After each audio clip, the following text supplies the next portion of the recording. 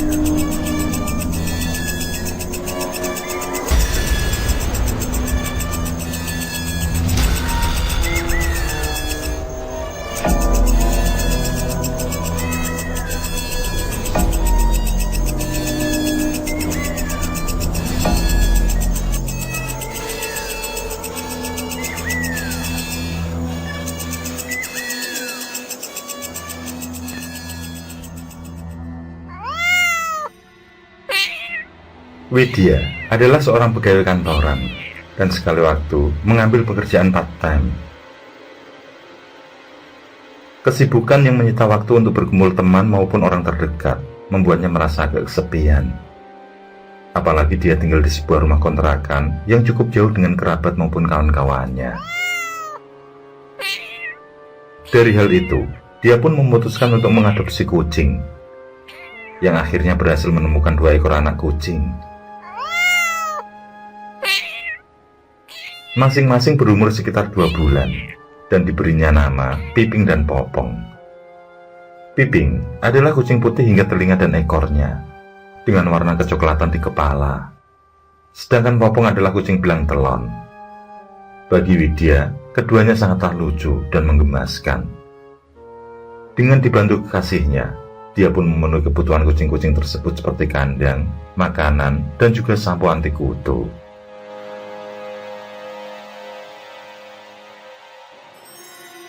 Sekitar sebulan kemudian, masa kontrakan rumah habis. Sebenarnya Widya sudah nyaman tinggal di sana. Namun karena tidak ditinggali oleh putra sang pemilik yang baru usai kuliah, maka dia pun terpaksa mencari kontrakan lain. Yang dengan dibantu sang pacar, akhirnya didapatkanlah satu kontrakan yang baginya cocok. Rumah itu masuk gang agak jauh, namun dengan akses jalan yang lebar, sehingga tidak usah khawatir jika tidak cukup dilalui mobil. Rumah yang memang bercorak rumah lama itu cukup besar, dengan banyak kamar yang tidak kalah besar di dalamnya. Meskipun rumah lama, masih dicat dan juga dibangun dengan baik. Sementara di sebelah rumah adalah lahan kosong. Sebuah ayunan usang sepertinya tidak terpakai ada di pojokan, tepatnya terdapat di bawah pohon besar di lahan kosong itu. Menurut warga maupun pengontrak lain, dulunya lahan kosong itu sering digunakan untuk parkir mobil mereka. Namun karena konon katanya ayunan itu suka mengayun sendiri, maka mereka memilih lokasi lain. Selain itu, apabila malam tiba, penerangan juga agak kurang memadai. Katanya setiap lampu yang lebih terang dipasang di sana, selalu saja tidak bertahan lama. Cerita tentang lahan kosong itu tidak membuat Widya merasa takut, dan dia tetap mengambil rumah tersebut untuk ditinggali. Di sisi lain, di seberang rumah kontrakan ada 3 rumah yang kesemuanya memelihara anjing.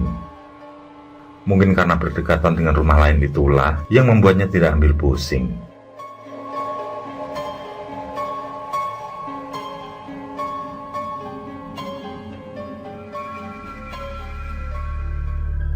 Pada minggu pertama tinggal di kontrakan itu, Widya merasa ada yang janggal dari kamar sebelah. Selain kedua kucingnya yang suka bermain sendiri seperti mengejar sesuatu ke kamar tersebut, dia juga sering mendapati bunyi pintu dibuka ataupun ditutup di kamar itu. Terkadang pula terdengar suara langkah kaki yang berat. Widya yang memang sosok pemberani sering mengecek kondisi kamar, dan dia merasa aneh ketika mendapati bau tidak sedap yang pada waktu itu bertepatan dengan malam Jumat.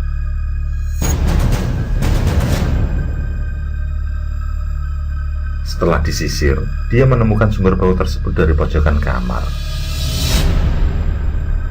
Di lantai, tampak warna kuning kecoklatan seperti air seni yang kering membekas. Menghilangkan pikiran negatif, Widya menganggap kalau itu adalah kotoran binatang saja. Untuk sementara waktu, Widya tidak menemukan kejanggalan lagi. Mesti setiap kali bercak di lantai dibersihkan selalu kembali muncul. Namun kejadian demi kejadian mistis kembali dijumpai pada bulan kedua dia ngontrak.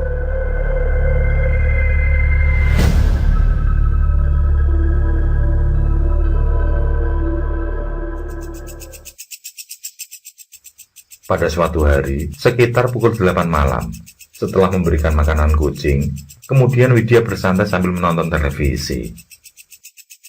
Sekitar beberapa menit kemudian tiba-tiba kucing belang telurnya tampak waspada dan menaikkan punggung, persis seperti hendak bertengkar dengan kucing lain. Sedangkan Piping hanya menggeram sambil melihat lokasi yang sama. Nampak, Popong seperti siap menerkam, namun masih takut-takut. Widya yang merasa aneh beberapa kali memanggil namanya, namun tidak menoleh sekalipun. Padahal, biasanya Piping maupun Popong masih merespon meski tidak mengindahkan suaranya. Pandangan kucing tersebut hanya mengarah ke depan kamar, di mana terdapat bercak di dalamnya. Binatang tersebut mengeong, seperti mengintimidasi sesuatu.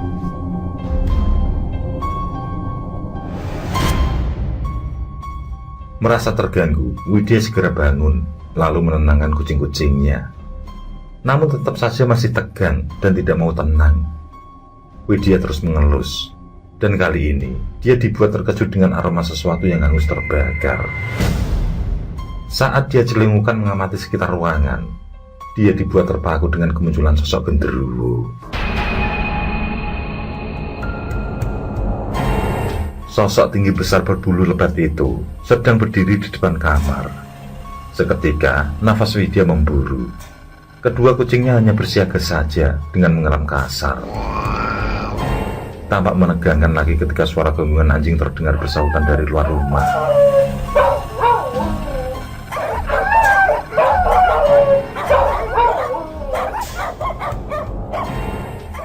Beruntung, penampakan sosok menyeramkan itu tidak berlangsung lama.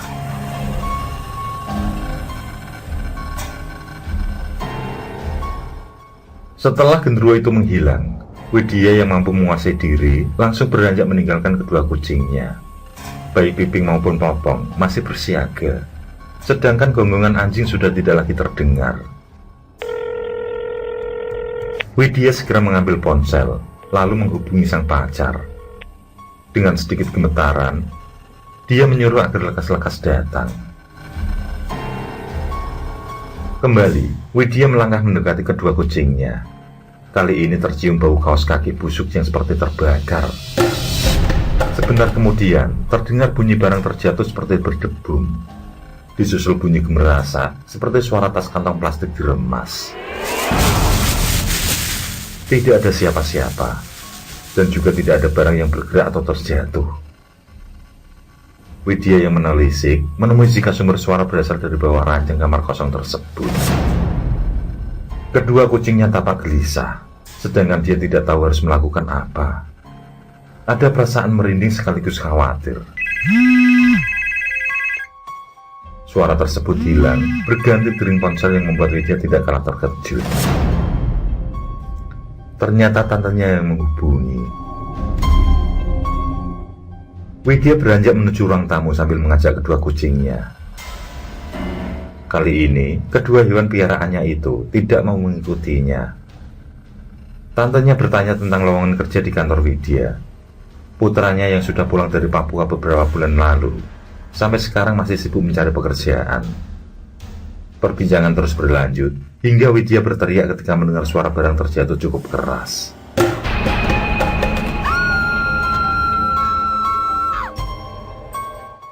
Hal itu membuat tantenya bertanya panik. Pada akhirnya, perbincangan beralih tentang hal mistis yang dialami Widya. Dari situ, tantenya memberitahu tentang kucing belang telon, yang biasanya peka atau disukai oleh makhluk halus tertentu. Dan untuk memastikan hal itu, maka tantenya menyarankan agar Widya berkunjung ke rumahnya, untuk diajak menemui seseorang yang dia kenal memiliki kelebihan supranatural. Widya menyetujui usulan si tante. Hanya saja dia akan mencari waktu senggang untuk berkunjung.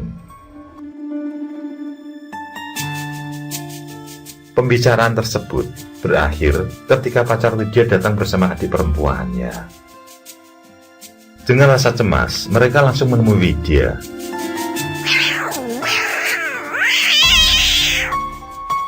Namun tiba-tiba Popong kembali melompat dan nampak mengintimidasi sesuatu di bawah kolong ranjang. Kali ini, kepalanya bergerak-gerak seperti mengikuti sesuatu. Memang karena kesibukan, beberapa barang Widya ditaruh di bawah kolong tersebut. Seperti beberapa kardus, monitor, dan juga beberapa kantong plastik.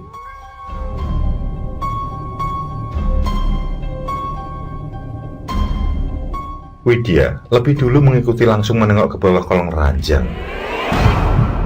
Jantungnya dibuat hampir copot ketika di antara celah barang itu, dia melihat sesosok kepala.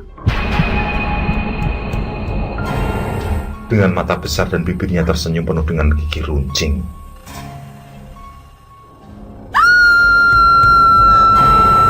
Dia menjerit tidak karuan saat tahu kalau sosok itu tidak memiliki hidung. Sang pacar bersama adiknya ikut melihat ke kolong ranjang tersebut. Merasa tidak ada apa-apa, si pacar menyuruh adiknya menggendong Popong. Lalu dia sibuk membuka kardus dan kresek. Semua barang dikeluarkan, namun tidak ada apa-apa.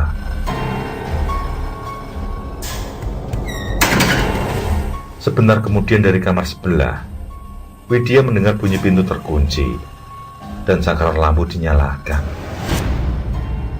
Bersamaan dengan itu, tercium bau wangi melati disertai dengan angin yang berlalu. Hal ganjil itu membuat mereka saling pandang, lalu memutuskan keluar dari rumah.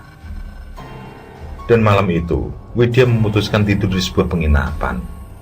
Sengaja dia tidak menginap di rumah pacarnya, karena tidak enak dengan orang tua mereka.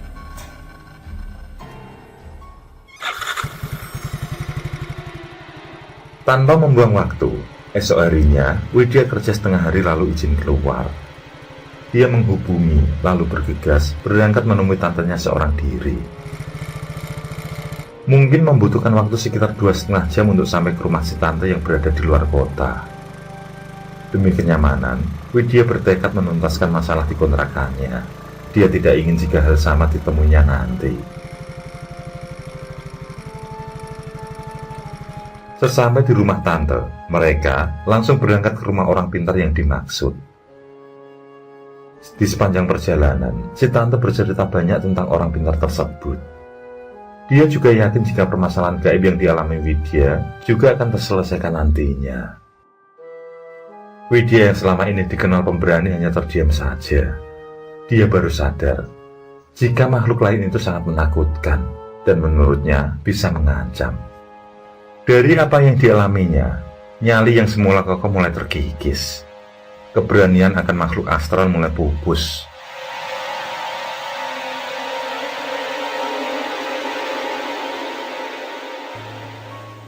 Setiba di rumah orang pintar yang kebetulan sedang tidak ada tamu, mereka berdua langsung dipersilahkan masuk. Dan setelah tantenya memperkenalkan tentang Widya, tanpa berbasa basi, Widya pun langsung menceritakan apa yang dialaminya semalam. Mendengar cerita Widya, orang pintar itu terdiam untuk beberapa saat. Dilanjutkan kemudian dengan bertutur bahwa penghuni sebelumnya juga sering mendapat gangguan dan juga bertamu untuk meminta solusi padanya. Dengan gamblang, orang pintar tersebut bercerita, penghuni sebelumnya diganggu dengan suara tangisan di salah satu kamar. Selain itu juga sering menemui beberapa barang yang berpindah dengan sendiri. Gangguan yang lain hampir sama dengan apa yang dialami Widya, yakni kadang terdengar bunyi langkah kaki di kamar sebelah dan tercium aroma bau barang terbakar. Dari pendeteksian orang pintar tersebut, memang ada beberapa makhluk halus yang tinggal di pohon besar di lahan kosong sebelah rumah kontrakan. Setelah penghuni sebelumnya meminta bantuan, sebenarnya sudah ada tindakan yang dilakukan agar tidak ada gangguan lagi. Rumah tersebut sudah dibakar gaib, dan para makhluk astral itu sudah dikunci pada lokasi lahan kosong. Namun setelah beberapa bulan, penghuni tersebut dipindah tugaskan di luar provinsi. Kontrakan itu pun tidak lagi berpenghuni. Dan karena kosong itulah pagar gaib putus. Begitu pula dengan para makhluk halus tersebut. Mereka pun kembali berseliweran, bahkan ada yang menghuni rumah kontrakan itu. Mungkin setelah sekian lama, Widyalah penghuni selanjutnya. Usai berkisah, orang pintar tersebut bersedia membantu Widya. Dia akan memberikan jalan keluar demi kenyamanan tinggal di sana. Dan yang pertama kali harus dilakukan Widya adalah membersihkan setiap bagian rumah, sehingga tidak ada barang yang berserakan. Untuk selanjutnya, orang pintar tersebut yang akan menangani. Namun tetap saja lahan kosong sebelah akan terlihat singuk, karena makhluk halus tersebut tetap tinggal di sana. Mereka tidak bisa diusir, kecuali dipindahkan ke tempat yang bagi para lelembut itu nyaman, atau mereka akan pergi dengan sendirinya.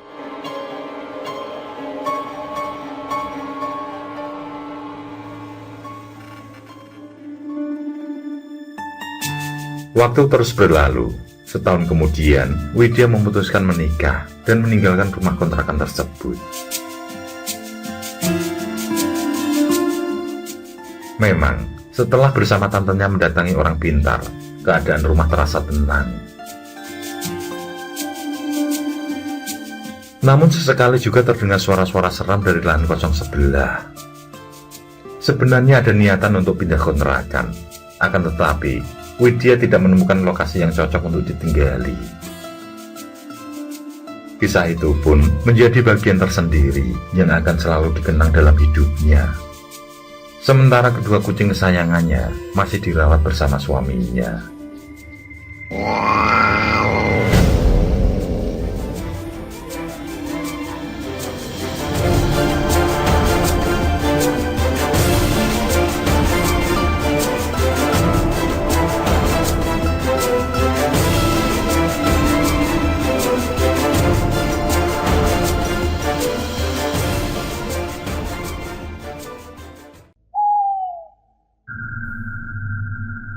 Oke, terima kasih. Semoga kawan-kawan terhibur, dan untuk ke depan, semoga channel ini bisa lebih baik lagi. Akhirul kalam, wassalamualaikum warahmatullahi wabarakatuh. Sesandingan hormat kali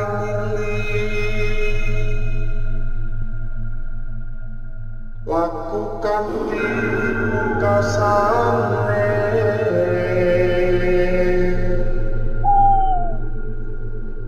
Anda kersanengku